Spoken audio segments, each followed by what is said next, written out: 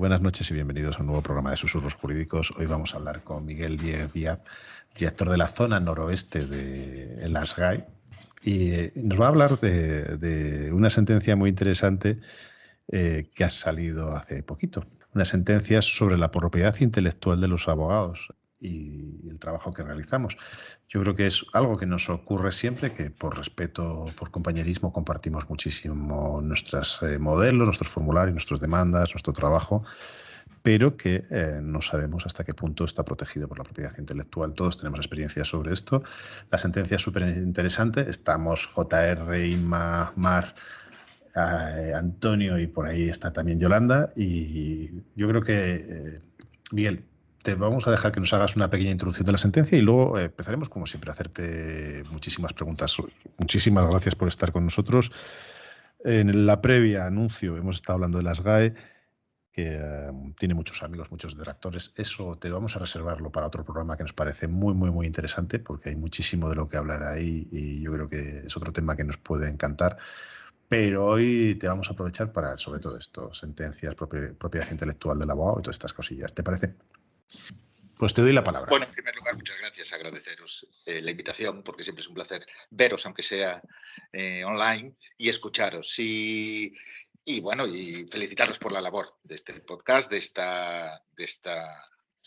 cómo lo tenéis organizado, porque la verdad es que tenéis un mérito fantástico, porque trabajar en el día a día y luego tener el hobby de ser pedagógicos y docentes con compañeros, pues la verdad es una gozada. Felicitaciones a todos por toda la labor que estáis haciendo. Y entonces, bueno, sí que me interesa mucho, esa es una sentencia que a mí me encanta, a pesar de ser un temario de la propiedad intelectual, pero como afecta mucho, tal y como está explicada, mucho a todos los compañeros, es muy interesante conocer lo que dice y cómo lo dice y las soluciones que plantea. Pero para conocer lo que dice, y hablamos de la sentencia del 9 de enero de Valencia de este año, para conocer lo que dice, lo que supone y lo que implica, a mí me gustaría hablar antes de un precedente. El tema de la protección intelectual de los escritos de abogados es un tema que sí que se ha leído, se ha estudiado, se ha intentado desde el punto de vista doctrinal hablar sobre él y sobre la protección, pero realmente jurisprudencialmente hay muy poco escrito. Y solo he encontrado dos sentencias relevantes. Una, que es muy interesante y tomad nota de ella, que es una sentencia de la audiencia de Salamanca, de la SAT de Salamanca, del 2 de marzo del 2017. Esta sentencia, digamos que es y de hecho hace referencia en la sentencia de Valencia de ahora, de la audiencia de Valencia, hace referencia a esa sentencia, ¿no? Esta sentencia, y voy a poner el caso porque como consecuencia de esta, luego conocemos bien lo que ha venido después en la explicación de la sentencia de Valencia. Y no solo eso, es que en la primera de Salamanca, y me entenderéis cuando os ponga el ejemplo, está muy bien, a pesar de las preocupaciones de Mar, de las implicaciones que puede suponer esto para los compañeros. Por eso están muy bien las dos sentencias, tanto la de Valencia como la primera que os dije del 2 de marzo de Salamanca del 2017. Y os cuento solo el hecho de la primera. Os cuento, en la primera los hechos son una compañera, una chica, pasante, de momento no dada de alta, entra a trabajar en un despacho y presenta una demanda. Presenta una demanda para trabajar propia, ¿no? de lo que sea, de una responsabilidad. Y como no está como titular, ella tiene un borrador y un modelo de demanda muy amplio, y como ella no es titular aún, es pasante y tiene un contrato de prestación de servicios, lo que le dice al despacho de abogados y al abogado titular es: represéntame, toma el modelo de demanda y presenta tú la demanda en mi nombre. Entonces, en este caso, la chica es cliente, ¿vale? Es cliente, pero su modelo de demanda es esto. Lo que hace la chica, que me resulta curiosísimo, es que cuando presenta el modelo de demanda de borrador, lo registra como doctrina científica en el registro de la propiedad intelectual. Lo tiene registrado, con lo cual ya hay acreditación de autoría. Es suyo ese modelo. Vale, entonces, se presenta la demanda, bueno, tiene los avatares continuos y posteriormente, no sé cuál es la resolución del caso en su demanda propia, pero demanda después de todo este trabajo al despacho y lo demanda por precisamente vulneración de la propiedad intelectual y de su escrito procesal que estaba protegido y pide una indemnización de daños y perjuicios. ¿vale? ¿Qué ocurre? Que dice, en primera instancia pierde.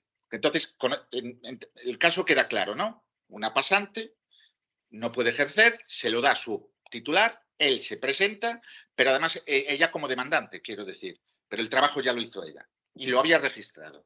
En primera instancia pierde, pero la audiencia de Salamanca, la verdad es que dice una sentencia curiosa y para mí relevante, donde lo primero que dice es, hay una vieja discusión, como decía antes, de lo que es o no propiedad intelectual, si se incluyen los escritos procesales. Entonces, simplemente tomar nota de este artículo, el artículo 10 de la Ley de Propiedad Intelectual. El artículo 10 de la Ley de Propiedad Intelectual dice, y cito textualmente, son objeto de propiedad intelectual todas las creaciones originales, literarias, artísticas o científicas expresadas por cualquier medio soporte que se invente o conocido, comprendiéndose entre ellas. Y da un listado. Y lo que dice la audiencia también de Salamanca, y luego también lo ratifica también la de Valencia, el listado del artículo 10 de lo que se entiende por obras protegidas es enunciativo, no exhaustivo. ¿Vale? Y esta es la clave de todo. Porque lo que nos estamos preguntando aquí, lo que tienen que saber los compañeros ¿es mi escrito procesal una obra protegida por los derechos de autor? Entonces, la dificultad estriba, y estribaba en el 2017, el 17 dice que sí que son objetos, es una creación original literaria o artística, por ejemplo, los libros, folletos impresos, escritos, discursos, conferencias e informes forenses. ¿Qué dice la de Salamanca?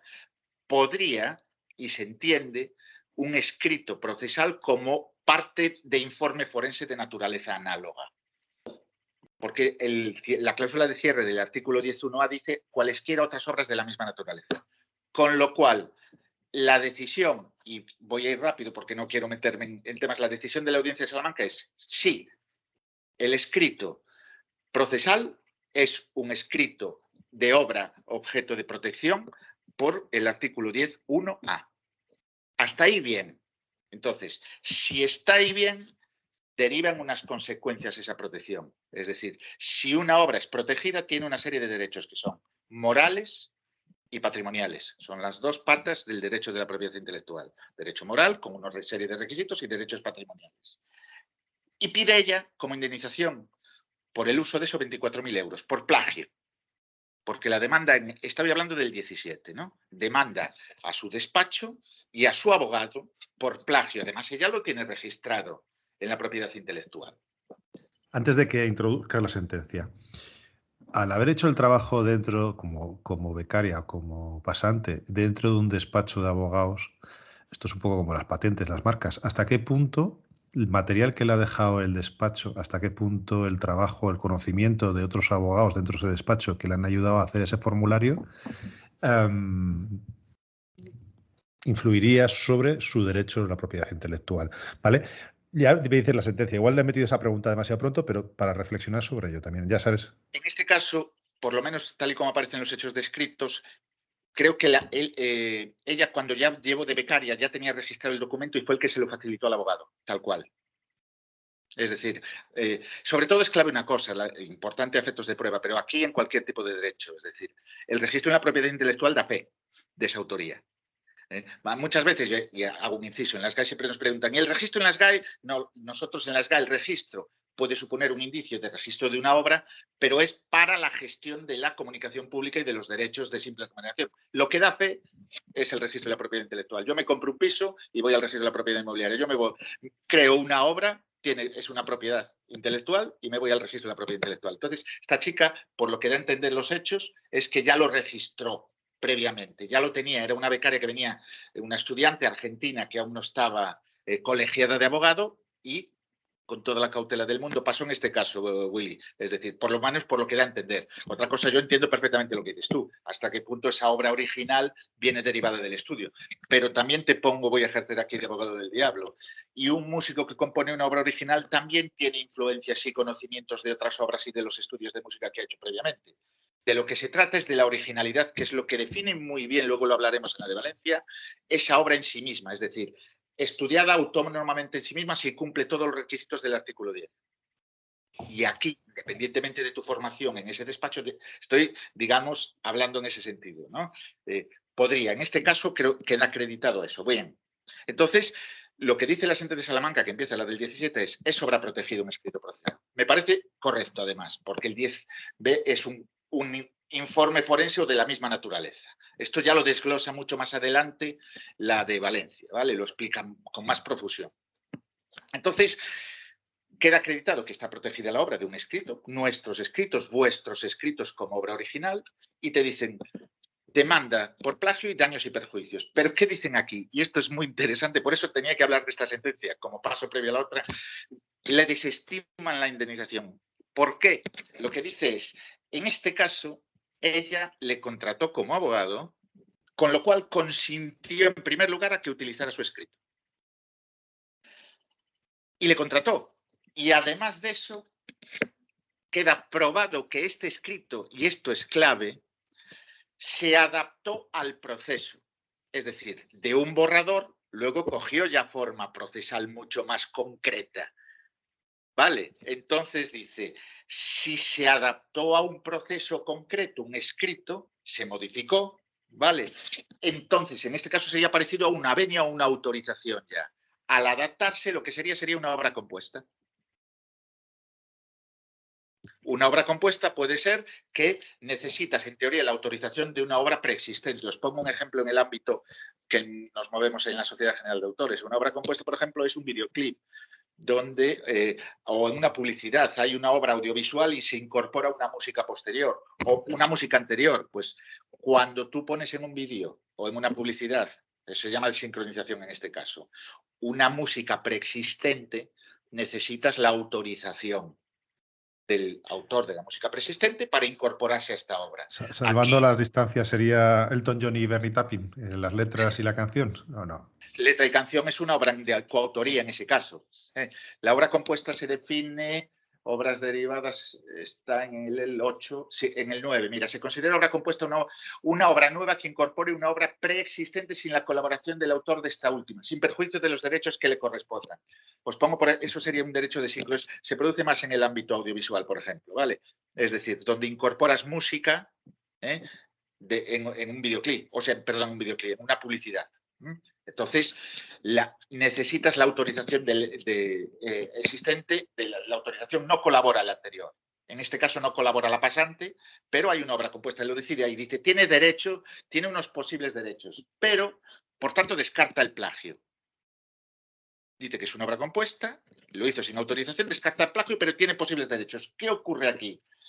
Que lo que vino a decir después, y ya paro, pero me interesaba sobre todo para esto, lo desestimó completamente porque constó acreditado que no hubo beneficio económico por parte del despacho de abogados y con lo cual no cabe una indemnización de daños y perjuicios. Yo creo que a posteriori, porque una vez que lo haces con las cartas descubiertas es fácil argumentar, a lo mejor hubo un error en el planteamiento, es decir, yo no hubiera ido por una reclamación de daños y perjuicios, sino por una indemnización por el artículo 9 de los derechos patrimoniales por el uso de esa obra. No, se lo descarta. Yo creo que veía, en teoría, la sala hizo la interpretación de esto no es justo porque lo que sea, pues cuando lo vemos y ¿qué hacen? Bueno, pues no cabe indemnización, no hay daño y perjuicio porque consta acreditado que no hubo ningún daño o perjuicio a ella como cliente. Pero me interesaba sobre todo es eso, es decir, ya en el 17 dice que es una obra protegida, que es original porque es análoga, de naturaleza análoga a los informes forenses, y lo que dice es, pero es obra compuesta porque se incorpora a un proceso, ¿vale? Bien, entonces ya llegamos, esto queda ahí, no se admite en el Supremo la de Salamanca, quedó ahí porque se inadmitió por recurso de forma, por lo que leí rápidamente. Entonces ya llegamos ahora a la sentencia de Valencia. La sentencia de Valencia es demoledora. Bueno, doy de clase en la universidad. Y les insisto mucho en las acciones. Digo, es que no sabéis lo importante. ¿Son complementarias? ¿Podrían haber sido complementarias las dos acciones que has dicho? Es decir, la de daños y perjuicios y la de... Yo pondría la complementaria, yo pondría subsidiariamente el subsidiaria. La original, pero por eso desconozco el enfoque del escrito procesal en el que reclamó a su despacho. Entonces, por eso es muy interesante que leáis esa, pero más o menos quedó la idea clara, ¿no? Sí. Bien, sí. Llegamos a Valencia. La sentencia de Valencia me parece interesantísima, densa, es una sala que sabe mucho de derecho, y me consta, la sala de la Audiencia de Valencia sabe mucho de derecho mercantil y de protección intelectual. Te interrumpo, Miguel, un segundo para decir esto. O sea, cuando lleva algún asunto de propiedad intelectual, creo que ya lo dije en otro programa con Joan, o sea, eso es lo que nos encontramos, la dificultad de que haya gente que realmente, tú me lo confirmas o no, que haces más que yo de esto, que realmente te encuentres con salas o con juzgados que realmente sean capaces de conocer esto. O sea, a mí me ha pasado en algunos que ni idea, y en otro me encontré una fiscal que controlaba mogollón y eso me facilitó mucho el asunto, porque no es realmente, no es un asunto fácil de tratar, ¿verdad? Es un campo enorme, muy cambiante, y se nota muchísimo cuando ves sentencias muy buenas de propiedad intelectual. Te das cuenta y dices, caray, porque además es un campo complejo y complicado y que tiene muchas aristas, muchas aristas. La ley de propiedad intelectual, que encima está cambiando continuamente, que en el 19, que no sé qué, no sé cuánto, entonces tiene aristas. ¿Qué ocurre? Cuando lees una sentencia como la de Valencia, con una explicación y un desarrollo tan brutal, porque me ha parecido brutal, es decir, la he releído un par de veces y cuanto más la leo, más me gusta. Quiero decir, eso a los frikis como yo, vamos, pero bueno, a los compañeros que os gusten esto, pues disfrutaréis con ella. Fijaros aquí, entonces, los hechos aquí están muy bien y es muy interesante. Intentaré ser muy breve, porque es compleja. Si no controlas el lenguaje de esta materia de la LPI, es farragosa, ¿no? Pero voy a ser muy breve y luego ya comentamos lo que queráis. Los hechos son estos. Lourdes trabaja en un despacho, asume la defensa de un señor, de JM, ¿vale? El que sea. Asume una defensa y hace un escrito de contestación a una demanda, ¿no? Como escrito de defensa. Muy amplio, amplísimo. En ese despacho está María y el despacho MA, por lo que pone ahí. No sé si los nombres supongo serán ficticios o no, no lo sé, me da igual.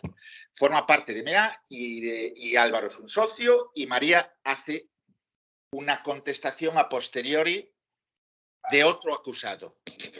Después, y esto es clave, contesta la demanda de Pedro, ¿vale? Entonces, Lourdes hace un escrito, defiende a JM, a José María creo que se llama, y a posteriori María, compañera de despacho, o sea, del despacho MA, no sé si compañera, pero hace una defensa a posteriori.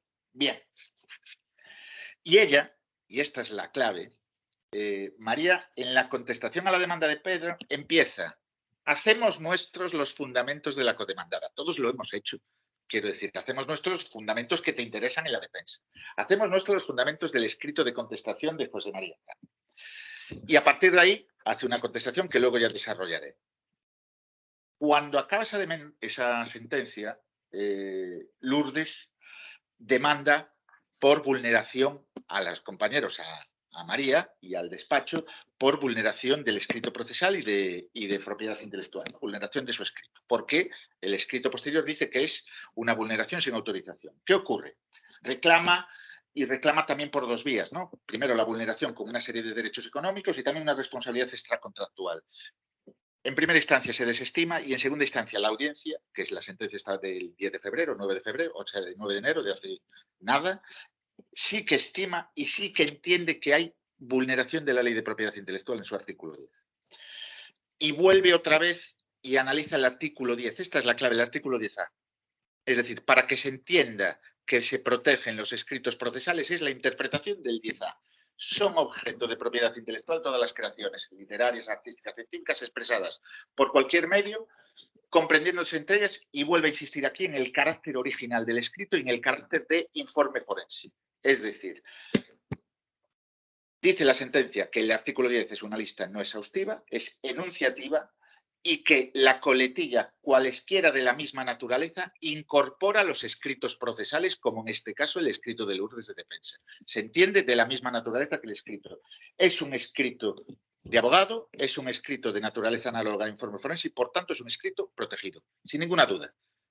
También ratifica, viene y cita también la sentencia que hablé antes de Salamanca. Y luego ya empieza a hacer la definición, que es un poco más larga y compleja, de lo que se trata ahora es de acreditar el carácter original. La clave es que la obra sea original, que el escrito del abogado, de la compañera o que los que hagáis sean originales. Y empieza diciendo, ¿qué se entiende para que se cumplan las características de originalidad? Y lo que dice en el desarrollo, y si voy muy rápido, pero bueno, como está grabado, pues lo ponéis en 0.5 en la escucha. Lo que dice en el desarrollo es que hubo una evolución normativa y jurisprudencial de la doctrina europea, ¿vale? De la doctrina del Tribunal de Justicia de las Comunidades Europeas, se hace una serie de resoluciones y dice, en un principio siempre se exigió, para que sea original, singularidad, individualidad y distinguibilidad. Es decir, para que un escrito tenga el carácter de original, se necesita y es fundamental que sea reflejo del carácter del autor. Joder, este escrito es de fulanita, seguro tiene una manera de redactar tal que tenga tu impronta personal.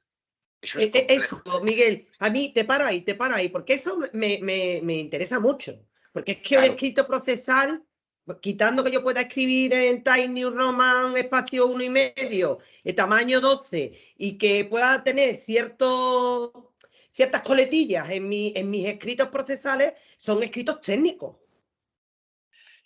Depende, por eso lo desarrolla en esta sentencia. Yo no coincido contigo, Mar. Lo que importa es Miguel. Lo que está diciendo la sentencia es, estas son las características, vamos a explicar ahora por qué en este caso sí se produce la impronta personal. Es decir, por qué hay singularidad, por qué hay individualidad y por qué hay distinguibilidad. En un principio, y lo dice la sentencia, lo analiza y es larga de leer, pero bueno, se ve a lo largo del fundamento, dice, al principio se exigía lo que se llama altura creativa. Es decir, la originalidad tiene que implicar altura creativa, que se vea tu marchamo, tu impronta personal. Coño, este escrito es de Mar, este escrito es de JR, es decir, se ve clarísimo que es su estilo. ¿Qué ocurre? Esto es complicado de hacer y lo que viene a decir, y no me voy a parar, pero lo explica en el desarrollo de la sentencia, dice, esto ha ido evolucionando. Ya no se exige tanto la altura creativa, que sea una cosa súper destacada, súper original. No se exige que sea altura creativa, que sea algo sublime. Vale, lo que viene a decir es, el requisito este se suaviza y entendemos que un escrito procesal merece protección y lo divide en 3 fundamentos claves. Dice, por 3 razones. La sentencia dice, el escrito procesal de Lourdes tiene protección, está protegido con las consecuencias que derivan la vulneración de esta protección, por 3 razones claves. La primera la desarrolla y es la que más se explica. Y dice, la primera es que es una obra original. ¿Y por qué es original? Y entonces lo divide en 3 partes, A, B, C. Y dice, es original, primero, porque se aplica el 10.1a, lo que os dije antes y que lo dice Salamanca. Por esto, informe de naturaleza análoga al informe forense.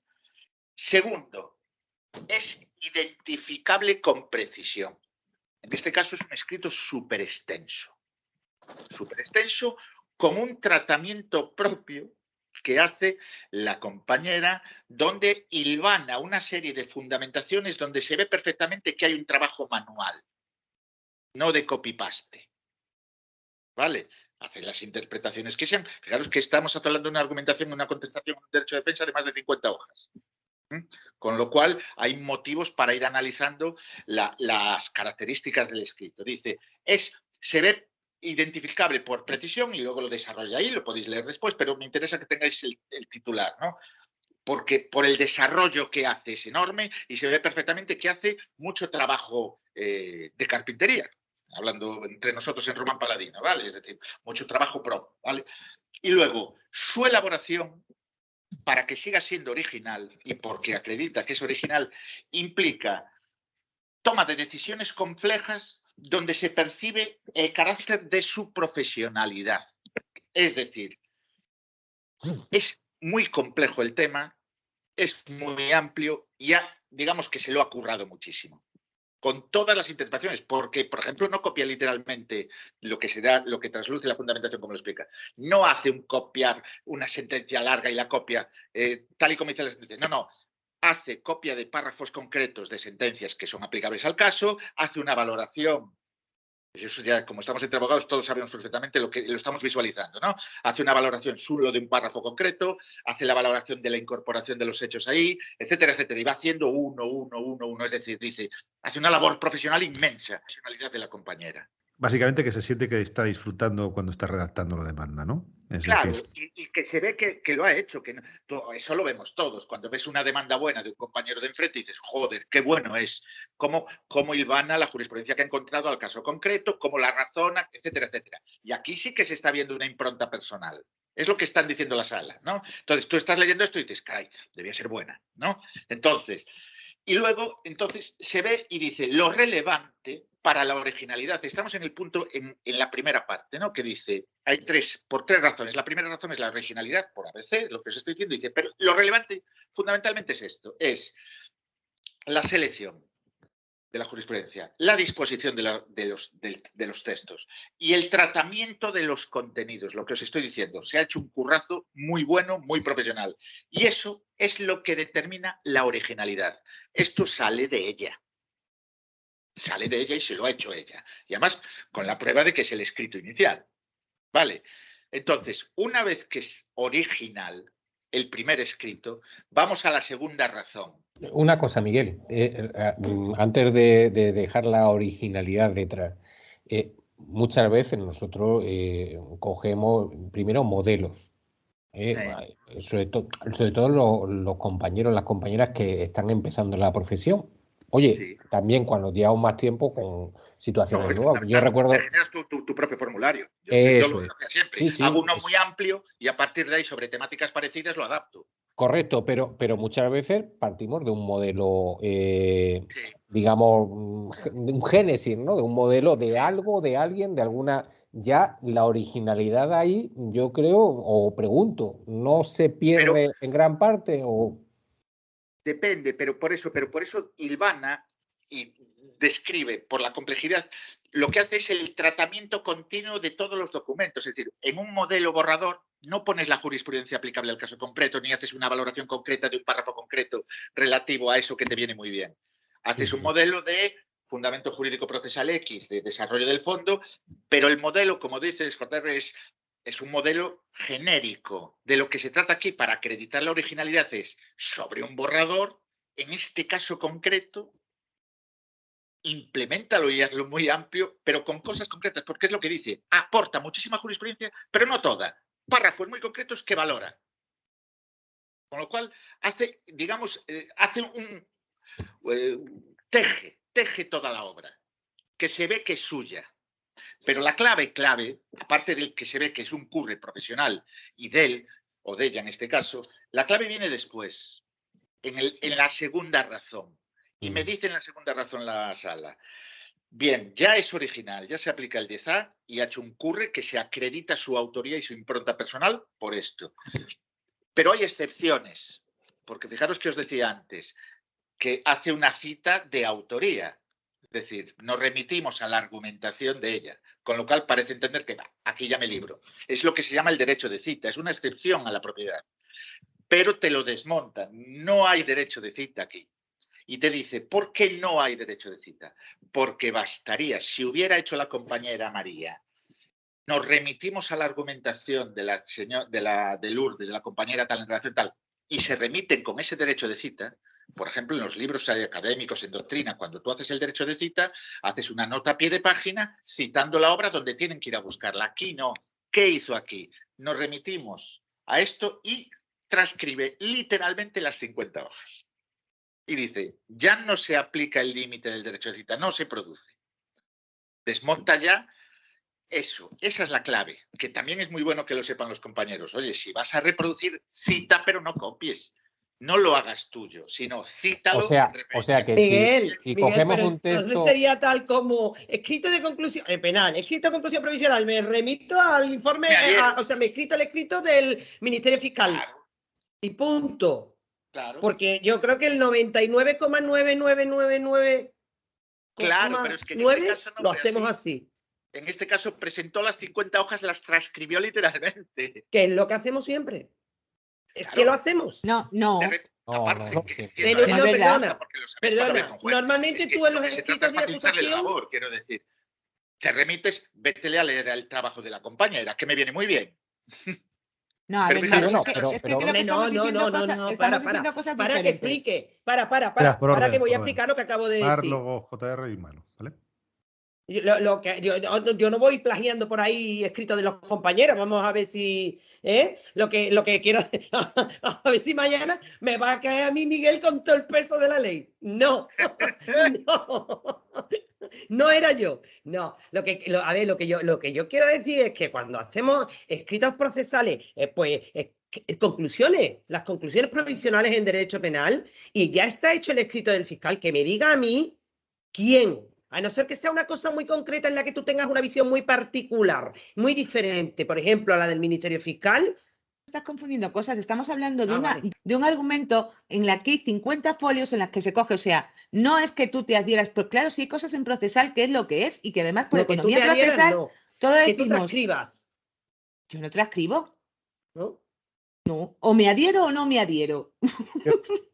Tú no Hay transcribes. hay veces que lo que quiere decir Mar, si me permitís, o al menos yo lo entiendo, es que, por ejemplo, en escritos de acusación, aquí estamos en una cosa un poco distinta. Es que creo que es distinto. Son escritos Bueno, procesales. vale. Espera, un momentito. Son escritos Son procesales, escritos procesales, es verdad, pero aquí estamos en contestaciones a una misma demanda, hay varios, y contesta la demanda y lo que hace es transcribir plenamente la contestación a la demanda, exclusivamente, si no recuerdo mal, en la parte de fundamentos de derecho. En la parte de fundamentos de derecho, y lo que dice Mar es cuando hay un escrito de acusación, coger la acusación, lo que es los hechos relatados por la Fiscalía y, digamos, copiarlo, ¿no? Pues no dice eso. No. Por favor, explica. Vamos a ver. Yo me abstraigo de que sea una contestación de una demanda, que sea un escrito de conclusiones provisionales llamado escrito de acusación. Me da igual. Estamos hablando de escritos procesales. Y yo no, tú copias hechos, copias todo lo que viene detrás. Copias autoría, copias penas accesorias, responsabilidad civil, y en raras ocasiones, al menos en mi experiencia, y la tuya será otra. En mi caso, la experiencia mía me hace ver y pensar que copiamos. Llamarlo X. Vamos a ver, la tipificación es una cosa que viene en el Código Penal. ¿Qué estás copiando? Entonces estarías copiando el Código Penal. Si tú tipificas un delito. Homenaje jurídico. O sea, es que realmente. Vamos a ver. Inmaculada, no. A ver, vamos a centrar, porque si no, Miguel, le perdemos. Yo creo que estamos comparando un procedimiento civil con un procedimiento penal. Un escrito de acusación que son de... Mar, ¿cuánto suele ser un escrito de acusación básico? Yo acabo de hacer uno de 10 folios. 10 folios. Ya, vale. Claro, pero eso son escritos procesales. Sí. Entonces, yo creo que esto, Miguel, viene más derivado de un trabajo. Ojo, cuando hablamos de derecho penal, es que yo creo que si vamos al civil es distinto que al penal, en fundamental. Este la mayoría, una obra original ya lo sé. creativa. Claro, yo lo que quiero preguntarte, Miguel, es si en este caso concreto, para que explique a los oyentes y a nosotros también, por qué entiende la sentencia que la cita que hace la compañera que copia los fundamentos de derecho de la otra compañera y dice, este texto está hecho o ha sido hecho por la compañera tal, y cito textualmente, y clava, ¿por qué esa cita? Porque realmente hace una cita. Ahora, es extensa. No, lo distingue, por eso. Bueno, Era lo que estaba explicando. Dice, no es derecho de cita. Lo que hace es reproducir la obra entera. Si fuera derecho de cita, diría un par de párrafos, porque luego añade.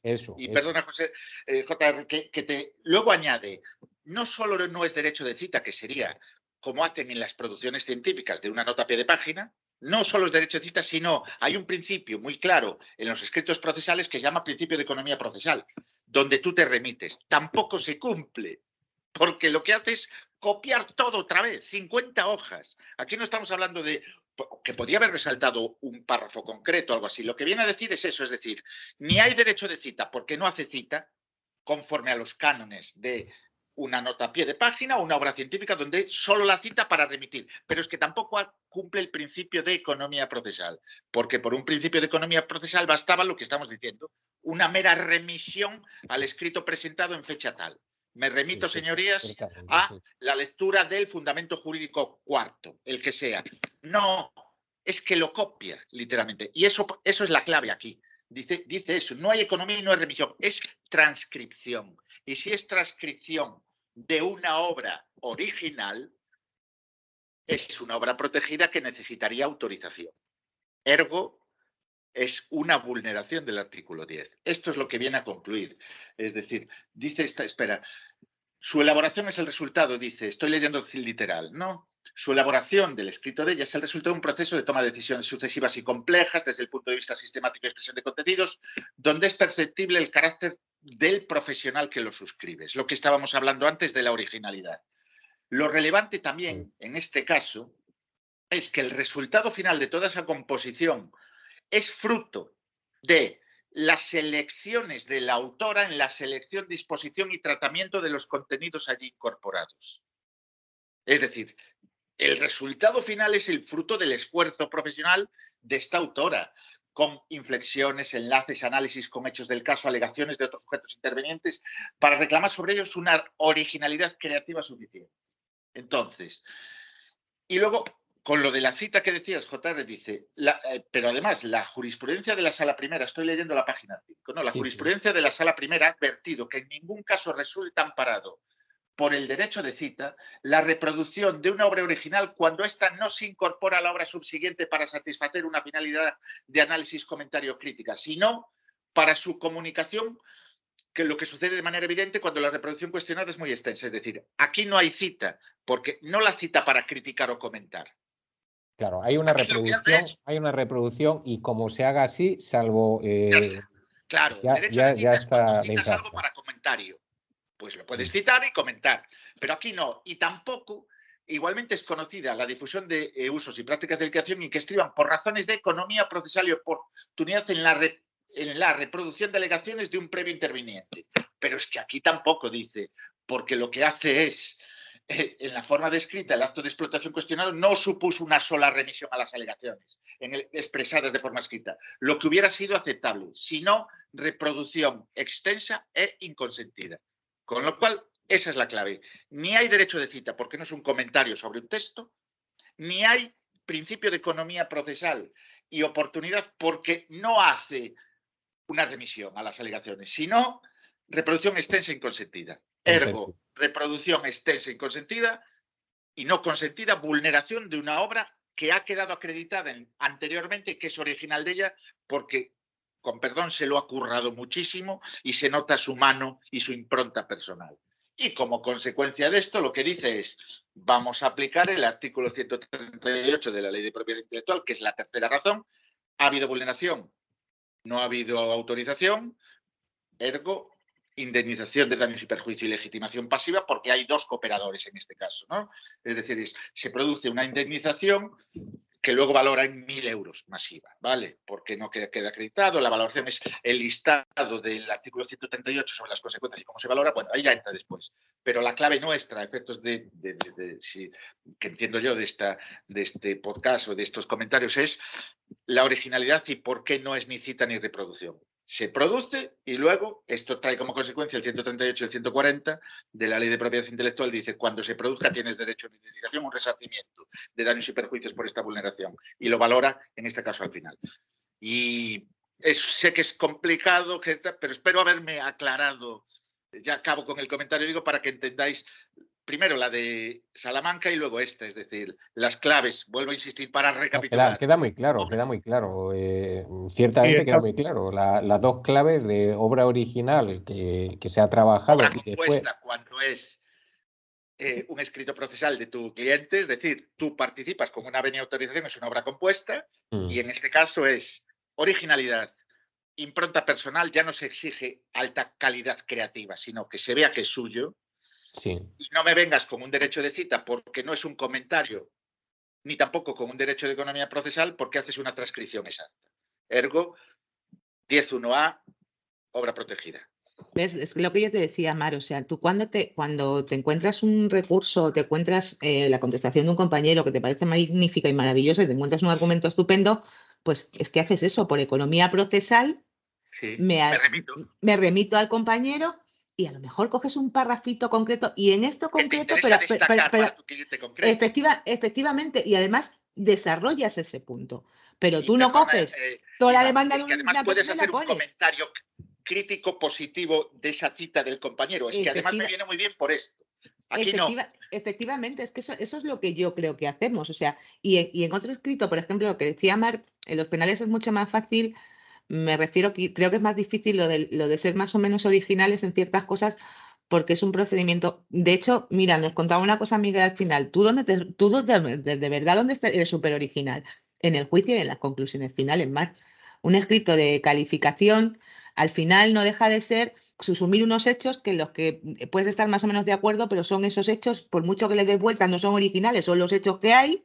Luego los susumes en el Código Penal, en un artículo o en otro, que diferirás o no de la otra parte, pero no deja de ser eso. Y eso realmente es un trabajo hasta cierto punto que, a no ser que inventes algo muy raro, no me parece tan original. Ahora, en unos argumentos en los que tú has cogido jurisprudencia, has ido aplicándola al caso, has ido diciendo esto o lo otro, y lo enlazas todo. Lo dice muy bien, lo de cómo lo Ivana lo explica, es que a mí me encanta. Claro, es que es eso. Cómo defiende el trabajo de la compañera, porque fijaros, lo relevante es, el resultado final es fruto de, y es que me encanta esta parte, porque reconoce, dice, sucesivas elecciones de la autora seleccionado, selección, disposición y tratamiento de contenidos incorporados, preñados de reflexiones, enlaces, análisis del caso, alegaciones que evidentemente tienen una originalidad creativa suficiente.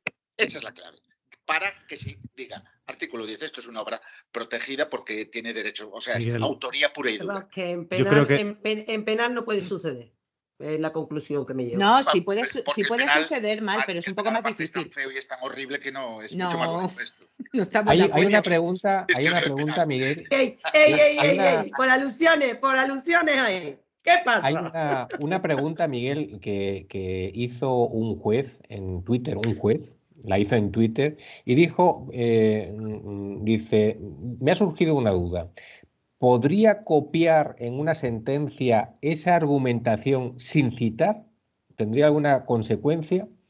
Pues ese juez que se lea el artículo 13 de la Ley de Propiedad Intelectual. Yo no voy a leer el artículo 13. Bueno, perdón, os leo el artículo 13. Artículo 13. No son objeto de propiedad intelectual las disposiciones legales o reglamentarias y sus proyectos o las resoluciones de los órganos judiciales. Una sentencia no es objeto de propiedad intelectual. Claro, es que además es eso, si lo único que está haciendo es acoger tu argumento. Claro, es que no se le... O sea, es que una sentencia, vamos, de hecho, no hay nada que nos guste más a un abogado que encontrarnos nuestros argumentos allí plantados en la sentencia. Pero ¿cuántas veces nos ha pasado? Vamos a ver, ¿cuántas veces nos ha pasado? Yo sueño, es más, igual meto alguna demanda contra algún compañero del despacho para que un juez reconozca nuestro trabajo. Porque es que manda narices, ¿eh? Que tengas que meter una demanda para que digan que has hilado bien. Pero por eso a mí esta sentencia me parece buena. Es que a mí, también, ojo, claro, o sea, yo entiendo el punto de vista de Mar, pero siempre hablamos del derecho creativo cuando no sabemos por dónde ir y siempre hablamos de que ningún juez podría, o sea, la jurisprudencia no podría avanzar sin nosotros, porque realmente sin que nosotros pidamos, y a veces pedimos cosas que le pueden parecer muy bárbaras, pero es la forma de abrir caminos. Como paso previo, perdona, la jurisprudencia es la calificación de un trabajo previo que son dos abogados discutiendo sobre un tema y toma posición sobre uno de ellos. Quiero decir, sin el trabajo previo de explicación y de interpretación de unos hechos con su valoración jurídica, la jurisprudencia hace un trabajo, es el tercero que opina sobre nuestro trabajo. Claro, y luego crea jurisprudencia por un trabajo previo. No sale del aire. Claro, entonces es una cosa que venimos reivindicando siempre los abogados diciendo, oye, mira, perdona, que nosotros aquí pintamos algo porque esa sensación que dice Willy de que a veces parece que no pintamos nada, porque te da esa sensación en algunas... Concho, es que a mí que esta sentencia diga, oiga, no, mire usted, que esta señora se ve que ha pensado, que ha estructurado, que ha sacado conclusiones y ha llegado a una obra, o sea, a un trabajo que evidentemente es suyo.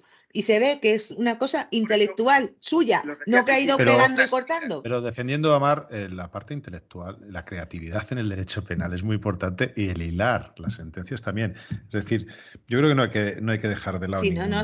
Yo lo he hecho antes, yo lo he hecho antes diciendo es que los escritos de acusación habitualmente sabemos cómo son, es decir, en la mayoría de los casos son sota, caballo y rey porque nos metemos en procedimientos que son sota, caballo y rey, pero me están saliendo las alcoholemias o las atentadas contra la autoridad, pero hay veces que sí que es importante meter creatividad. No, si yo no le quito importancia. En mi opinión, digo, una vez analizado esto, que es lo que estamos diciendo todo, que me parece brillantísimo por lo que os decía del reconocimiento, también tengo una opinión aquí personal clara, que es: no todo escrito nuestro es una obra original, protegida. Es decir, será cuando tú creas algo lo que decimos. Tiene que haber una impronta. Yo puedo hacer escritos que evidentemente no van a tener la impronta personal porque es un traslado de un conocimiento previo, pero no tienen mi impronta personal. Aquí claro, Miguel, a eso me refería. Es decir, a eso no me todo refería escrito yo. procesal. La conclusión no es, no cualquier escrito de un abogado es obra protegida. Eso es, no. ni la conclusión es las contestaciones a las demandas, sí, los escritos de conclusiones provisionales, no. No, esa no es la conclusión, es el escrito en sí. Y lo que defienda el escrito en sí, y el trabajo. Para que sea obra protegida, son las características que claro, os explicaba aquí. Originalidad, impronta creativa, y eso es difícil de conseguir. Lo que pasa es que sí que está. Yo digo, como conclusión final, y no me quiero enrollar, los compañeros tienen que saber que un escrito procesal está protegido si cumple esas características de originalidad. Y el hecho de hacer una cita, haz una cita, pero no transcribas por economía procesal, o cita para comentar, o economía procesal y remite. No transcribas toda la argumentación y el trabajo de otra compañera, porque va a volver porque puede pasar. Y entonces aquí esperemos a ver si llega el Supremo y que, vamos, yo lo veo muy claro, ¿eh? Aquí, Antonio, te voy a dar la palabra ahora, pero solo quería introducir un tema, Miguel. Cuando un cliente nos pide la demanda que hemos hecho, la devolución de la demanda y la devolución. Mucha gente dice, no, la demanda es mi propiedad intelectual, es mi trabajo. La documentación es tuya. Vale. Es una de las eternas discusiones y una de las cosas que muchos abogados o compañeros no lo saben. Es decir, tú tienes la obligación de devolver la documentación, pero tu trabajo personal, tus escritos, tienes la obligación. Así lo entiendo yo, y así durante muchos años lo he entendido. No hay obligación de dársela al cliente. Pero cuidado, tú vas, que tú vas al juzgado y al cliente le van a dar tu trabajo, y entre ellos va la demanda, porque tiene derecho a tener todo. Hay muchos puntos de discusión, ojo. Si se la das después o si se la vas a dar antes para que de repente te pida un tercero la venia sin que hayas presentado la demanda y no te haya pagado. O sea, hay muchas variables. Pero... No te lo discuto, Willy, pero es evidente que si va a juzgar se lo dan todo, porque ha pasado miles de veces, ¿no? Con respecto a la mano que me habías levantado antes, es simplemente una anécdota respecto de lo que ha dicho Miguel. Corrígeme si me equivoco, Miguel, que me has dicho que en resoluciones judiciales no podía existir el derecho el plagio, ¿no? Yo que soy un friki de mi materia, de derecho de la propiedad, y todos los días tengo alertas de CEN2 sobre distintas materias, ¿no? Es curiosísimo porque llega un momento que, por ejemplo, tú te lees una sentencia del artículo 18 de impugnación de acuerdos judiciales en materia de propiedad horizontal, que son 3 supuestos. Bien, pues las 15 sentencias que me aparecen de alerta ese mismo día, dependiendo del motivo, son todas las sentencias exactamente iguales.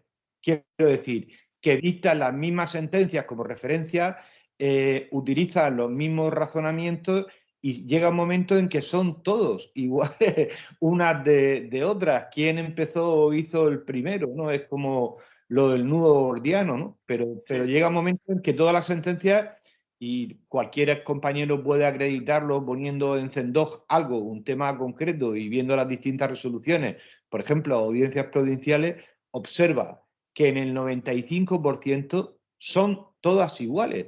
Pero es que la sentencia de esa audiencia, en las sentencias que se apoya, son exactamente las mismas y en el mismo orden que la anterior. Quiero decir que todos han copiado de todo. Sí, es muy curioso. Pues artículo 13 de la Ley de Propiedad Intelectual. No está protegido por derechos de autor. Lo sé, te he entendido perfectamente. Si lo decía exclusivamente a modo de... Claro, todos lo sabemos, que sobre todo cuando buscas en CEN2 en bases de datos y luego las que aparecen correlativas numeradas, quiero decir, que son sobre un mismo tema con 20 sentencias iguales. Es cambiar el... Bueno, que vamos a hablar de derecho bancario, de las preferentes y todo esto. Era todo copiar-pegar. Que al poner una alerta, por ejemplo, de su arrendamiento, del artículo 6 de la LAU, pues tú te salen 15 sentencias seguidas y decir, son todas iguales. Pero es que las sentencias que contienen son las mismas unas que otras y en el mismo orden. Son todas iguales. Yo no sé, Miguel, si de la sentencia te queda algo que decir o ya lo tienes. Yo espero que haya sido claro, siendo más No. decía que era muy complicada, yo espero que haya quedado clara, ¿no? Para ser gallego ha sido muy claro. Depende. Tenía que decirlo. Con todo el cariño, que queremos mucho a los gallegos, por eso lo digo.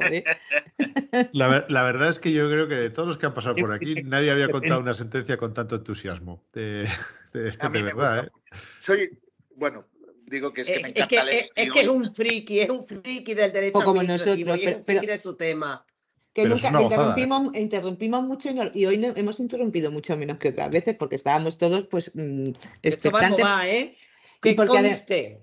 Y porque además es cierto que aquí somos muy penalistas y siempre lo decimos, al final se nos nota mucho para dónde tiramos sin querer, o sea, es evidente, yo no me estoy metiendo con el derecho penal más faltaría más, si sabes que a mí me encanta, yo soy penalista también. Lo que pasa es, claro, y yo en cambio odio el contencioso administrativo, claro, entonces, que es mi hobby. Que es tu hobby. Oye, a mí me gustan los dos. Bueno, que nos vamos de tiempo. No sé si hay alguna pregunta más por ahí de alguno. No. Pues, oye, Miguel, agradecerte mucho. Me encanta cuando alguien describe una sentencia diciendo que es brutal. Ya te mete el gusanillo de escuchar todo lo que has dicho. Agradecerte mucho. Te esperamos en otro programa. Ya te daremos unos días de descanso. Vale, porque nos encanta cómo lo has expuesto, cómo nos lo has explicado.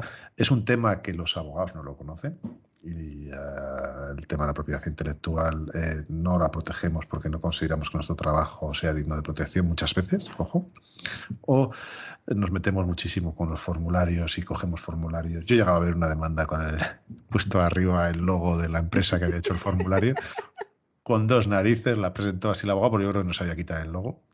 Pero bueno, eso ya entiendo que no vulnera ningún tipo de... Ya lo veremos. Pero vamos, que darte las gracias y a JR, a Isma, a Antonio, que está por aquí, y a Mar y a Yolanda, que hoy no participa mucho, pero ha estado escuchándonos con mucha Gracias a vosotros, atención. porque me lo he pasado muy bien, la verdad. Es una gozada. Pues nada, los que nos han estado escuchando hasta ahora, por favor, dad me gusta, comentad, introducirnos cualquier tipo de cuestión para que podamos contestarla y agradeceros sobre todo que hayáis estado hasta ahora con nosotros y esperemos que hayáis disfrutado. Y un fuerte abrazo a todos y nos escuchamos en el siguiente programa. Adiós.